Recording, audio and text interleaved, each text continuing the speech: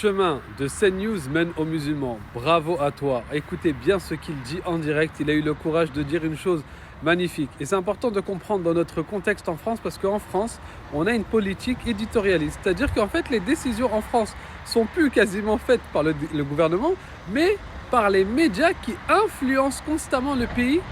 Regardez, écoutez. Quand le téléspectateur se branche sur CNews, il arrive en terrain familier. Il sait qui est là et il sait surtout qu'à un moment, on va parler des musulmans. J'ai un exemple parfait. Hier matin, édito écho sur CNews, devinez le sujet, le marché du halal ne connaît pas la crise. Je vous le dis, tous les chemins de CNews mènent à l'islam. C'est une réussite de la chaîne, capitalisée au maximum sur un courant de pensée et une obsession. Ce qui est marrant, c'est exactement ce que reproche Pascal Praud à France Inter. Il dit que cette radio ne veut rassembler que son camp, la gauche, sans qu'une autre pensée s'exprime. Eh bien, c'est exactement ce qu'il fait, tout en se défendant de le faire. Cyril, pour conclure, CNews demandera l'année prochaine le renouvellement de sa fréquence. Est-ce qu'il faut lui retirer? C'est une perspective qui excite ses opposants, mais non aucune raison que ça arrive quand on y regarde.